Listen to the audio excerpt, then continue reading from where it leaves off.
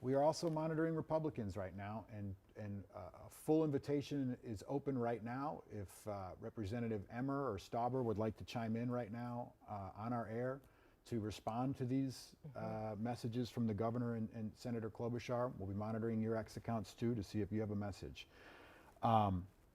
It's incredibly important, though, to note not to establish blame before we have any evidence. We don't know what happened with the shooting, and we're not going to go on the air and say this or that. We have to adjudicate it publicly before we can make judgment.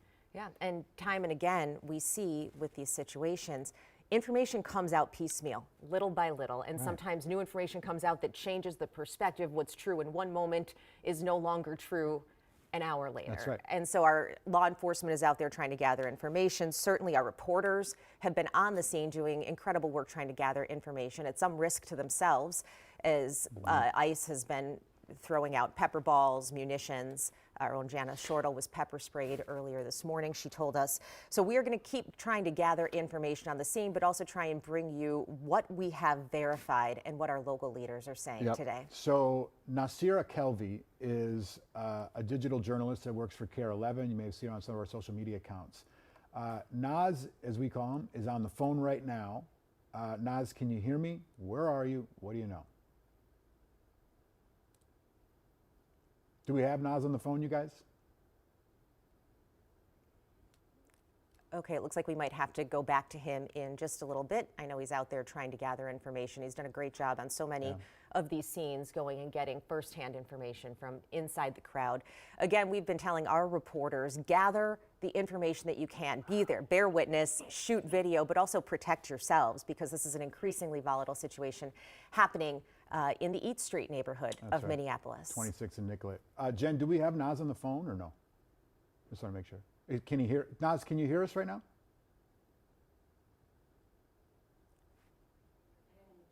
Oh, there's some issue with the switcher. Maybe he can call in on my phone and I can just pick him up right here if you want to get him on the air, if that's busted. Anyway, we're trying to get our reporter on the air right now so we can get an update on what he's seeing and hearing at the scene there. We'll get to him in a second. A little technical difficulty. But we also have Sammy Salina, who is on scene there right now, and we have Janice Shortle on scene right now. Also, there's video, because these days there is always video. And we are trying to verify and authenticate that it is accurate in the right time and place of what we think is happening there. The video that we are seeing that has become viral online appears to be a number of what appear to be federal agents that are trying to subdue a person on a sidewalk, and when a gunshot goes off. So again, we're going to try and verify it, and then we can show it as soon as we get that verified. We're not trying to hold anything from anybody. No, Just got to be judicious. Certainly that is making the rounds. And if you want to see it, it is out there on social media. We're going to make sure that we know what we're showing you before we put it on the air. We do have a new statement right now from Hennepin County Attorney Mary Moriarty, who's saying right now, we're aware of reports of a federal agent having shot an individual in Minneapolis this morning. We are working with the Bureau of Criminal Investigation, or criminal apprehension, I should say, but they are not giving a lot of details there in that statement from Hennepin County Attorney Mary Moriarty. Of course, in the past, in these situations, in Minnesota, typically the BCA would come over and take over that investigation. They have a special unit that is dedicated to investigating officer-involved shootings. So far, in the shootings involving federal agents, the FBI has taken over the investigation, and as of yet, in the two shootings we have had, has declined to share information or any investigatory details with the BCA. So the BCA has been unable to draw conclusions or make recommendations because they simply don't have enough information to do their investigation. That has been a source of friction between local and federal authorities, as local authorities, including the governor, the mayor, and the head of the BCA, want an investigation done here in Minnesota on shootings that are happening here in Minnesota. But the federal government has thus far decided to maintain control over these investigations. And you just laid that out perfectly, but what also is happening, and the domino because of that, is that an FBI investigator just yesterday resigned. That is the reporting. Because that FBI investigator said that Washington had curbed their civil investigation into the shooting of Miss Good. So we're seeing a lot of these dominoes go down because we also had DOJ members, U.S.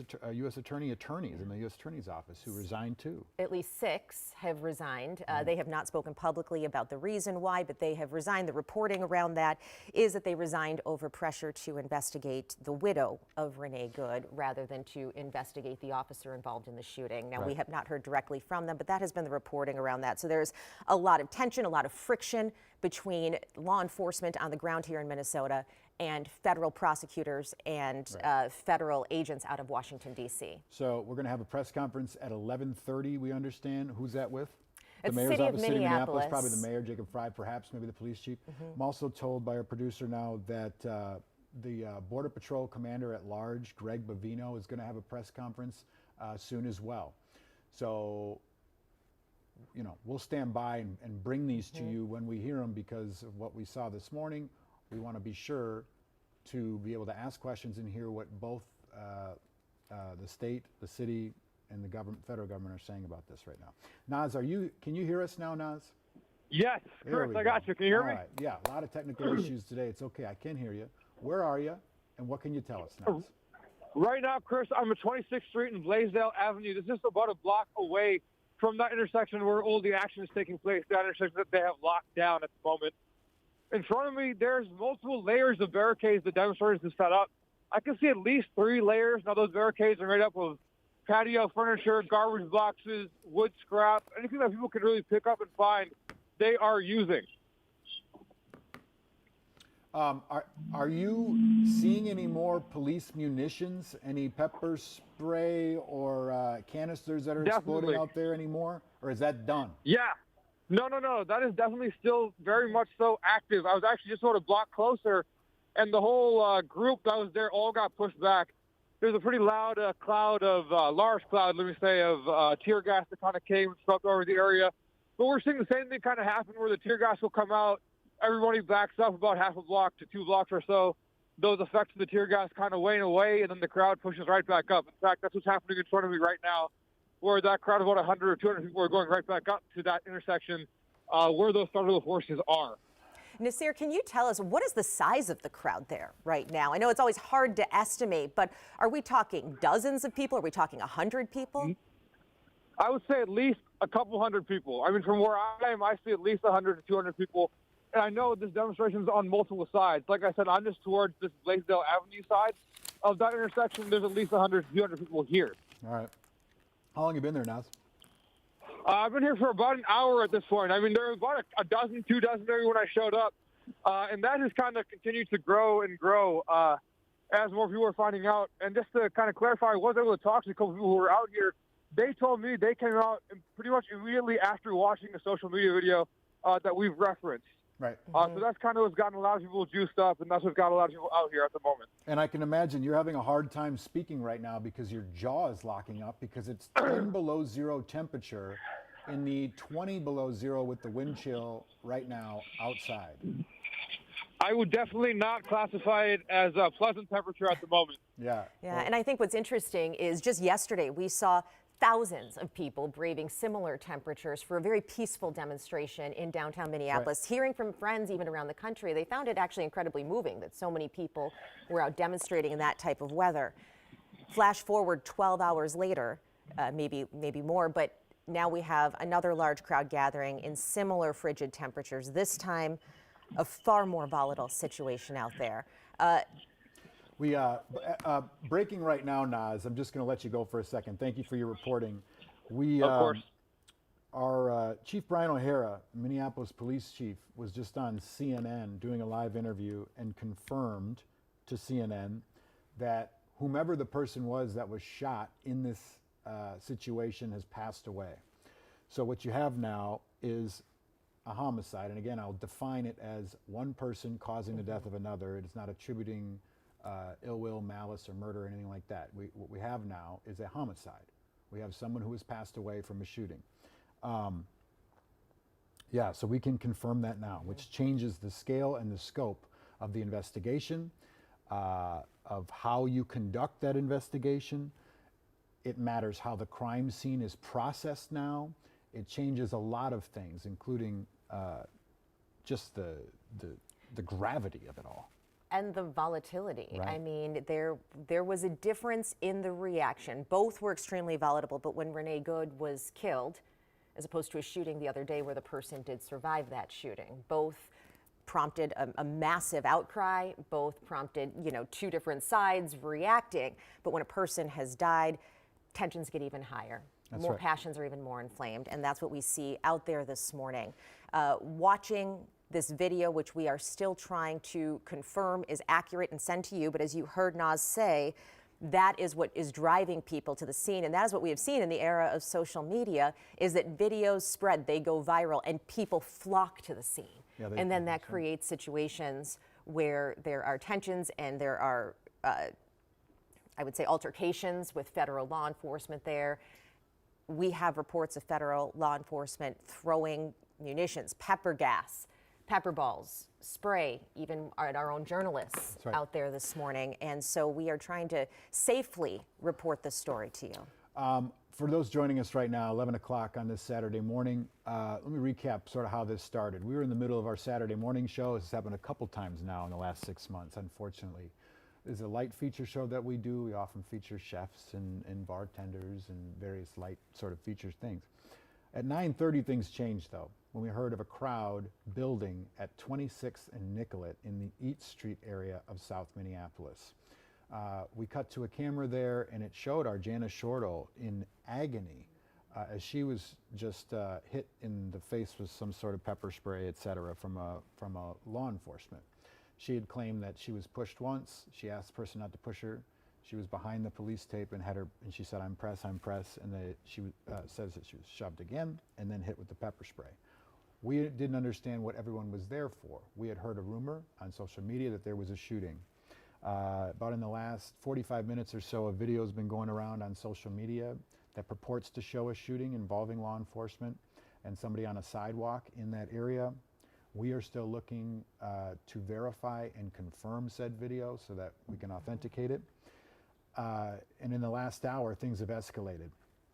People have been coming out in, I guess, droves, if you would, to that area to protest, and things have gotten out of hand. In that area, there have been barricades put up by protesters so that no one could leave or enter. We're talking about garbage dumpsters, We saw stop sticks. like jacks that will pop your tire, signs, anything they could to move it and block the street. That is when we saw canisters of smoke being deployed, loud explosions being heard, tear gas being deployed in the middle of crowds, regardless if there's press there or not. So as law enforcement tries to get a peaceful sense of what's happening around there, it has been a panic in that area. And again, it's only a couple hundred people. I mean, there's For like now. 5.5 million people in Minnesota. We're talking about a couple hundred people. But it has been explosive, it has been dangerous, and that is what we can report at this moment. And in about a half hour, we should learn more about facts of what caused this. And much of what we have been able to confirm this morning has come from tweets, from statements, from public officials. Governor Walz confirming a shooting, then Minneapolis Police Chief Brian O'Hara on CNN earlier today confirming that the person who was shot has died. Now we have this new statement just in from Representative Betty McCollum. She represents the St. Paul area in Congress. She's a Democrat. Getting information on another shooting involving a federal agent in Minneapolis. There must be a full investigation. I call upon Kristi Noem to stop all DHS operations in Minnesota. That's a brand new statement in from Congresswoman Betty McCollum, a Democrat in representing St. Paul and some of the East Metro. Producers, have we heard anything or seen anything from the White House, from the administration, from DHS, or from Republican congressmen? No, they're saying, although we have been told that there will be a press conference from Border Patrol Chief Greg Bovino. Greg will be speaking. Recently, he's really upped his public presence this week, Every day. Multiple news conferences this week, defending Border Patrol and ICE operations in Minneapolis, trying to be a counter to Minnesota officials who have been extremely critical, who have repeatedly asked ICE to leave and stop this intense enforcement here in Minnesota. Right, and Bovino has pushed back and said, we are here to arrest violent, undocumented people in this area, and to do it, as he says, quote, professionally, ethically, and with purpose. And he says that they have the legal authority to do it, and that they have been arresting a large number of people. Obviously, citizens have pushed back in the manner at which they're conducting these raids right now. I will add that at 1 p.m., there's already a vigil that is being planned. I'm told by our producers in the newsroom right now. The vigil will be at the scene by the Minnesota Immigrants' Rights Action Committee, although they probably won't get access to the scene if it's still cordoned off by law enforcement, but that's what they're saying, 1 p.m. Law enforcement probably doesn't want you to go out there right now. No, we are waiting to hear from them again at 11:30. We're going to bring you that live. In the